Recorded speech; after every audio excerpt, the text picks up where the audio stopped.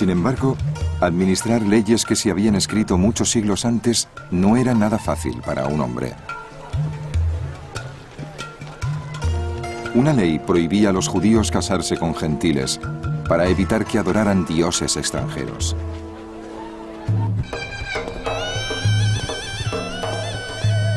Pero en los años de tumulto que habían pasado desde el regreso, muchos judíos se habían casado con mujeres gentiles.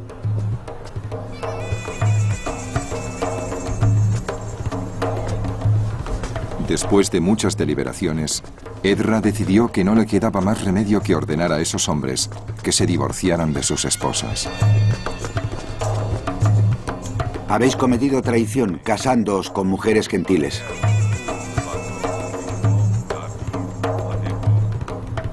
Habéis añadido peso a los pecados de Israel.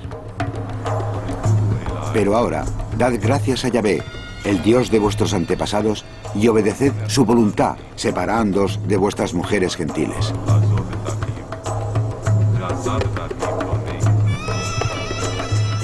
El concepto que tenía Ezra es que el pueblo judío era un pueblo sagrado. Zera Kodesh les llamaba. Y era muy importante para él, precisamente porque no vivían solos, sino entre otra gente. Por eso era muy importante crear una especie de estado religioso, separado del estado físico real. El estado religioso lo formarían los judíos, que se casarían entre ellos y serían la semilla sagrada. El divorcio de las esposas extranjeras, con el que algunos judíos estaban muy en desacuerdo, era una señal de los desafíos que aún estaban por llegar. La Biblia solía hablar en metáforas, y desde el momento en que Ezra la hizo pública, la gente empezó a discutir violentamente su auténtico significado. Hay todo tipo de sociedades que tienen desacuerdos, y es normal que ocurra, sobre todo con un grupo de gente que vuelve del exilio. Todos tenían su visión de lo que debía ser la sociedad, una vez volvieran a ella. Pero precisamente porque era gente que volvía los ojos hacia el pasado, que soñaba con el regreso, sus desacuerdos se convertían rápidamente en desacuerdos sobre el texto que hablaba de ese pasado, desacuerdos sobre las Escrituras.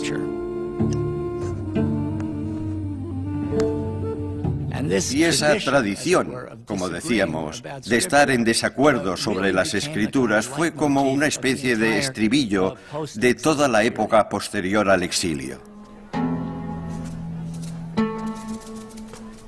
Uno de los desacuerdos más importantes lo desencadenó un libro que se atrevió a desafiar el mensaje que transmitieron los escribas que editaron la Biblia. La explicación de los escribas sobre la historia judía se basaba en la creencia de que Dios era justo y premiaba a los buenos y castigaba a los malos. Pero un nuevo libro, escrito después del regreso, decía que Dios no actuaba así en absoluto.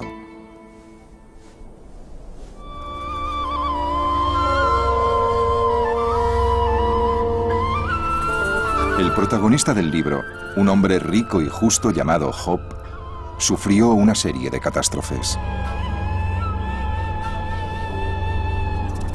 Las cosechas de Job fueron destruidas por la sequía, sus rebaños diezmados por la peste, y sus 10 hijos murieron.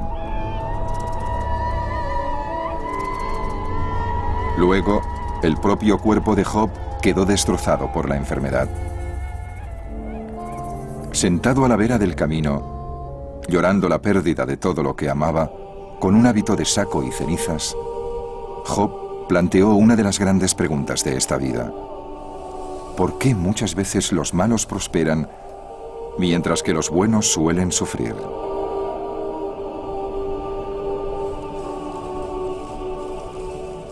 ¿Por qué los perversos a veces viven, llegan a viejos y logran la prosperidad? Ellos le han dicho a Dios: apártate de nosotros, no queremos seguir tu camino.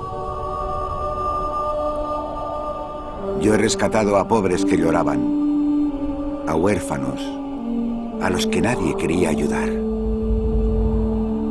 Los hombres arruinados y desesperados me bendecían. Y llevé canciones al corazón de las viudas. Sin embargo, el horror ha pasado sobre mí y me ha despojado de mi dignidad como el viento. Mi riqueza se ha desvanecido como una nube y ahora se me escapa la vida.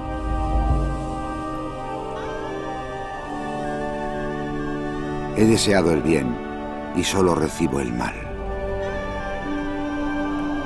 Esperaba la luz y solo veo la oscuridad. Vago por el mundo en tinieblas, lejos del sol.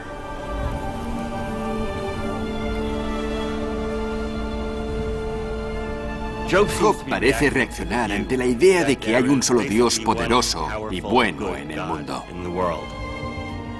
en el que podemos confiar para que premie a los buenos y castigue a los malos.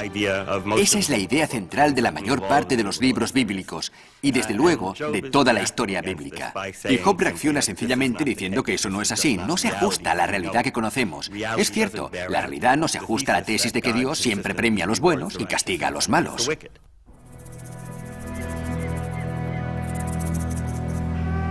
Job no esperaba recibir su recompensa por ser bueno después de la muerte. Ya avanzado el siglo IV a.C., los judíos veían la Biblia como un libro sobre su pasado, no sobre su futuro. Y pocos creían en la otra vida.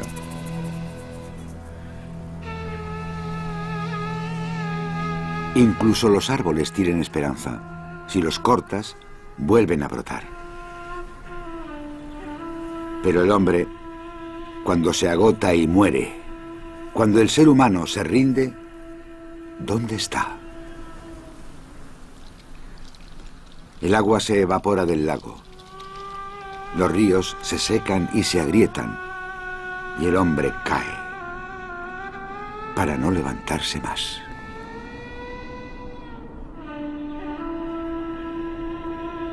La filosofía de Job fue un desafío crítico al judaísmo.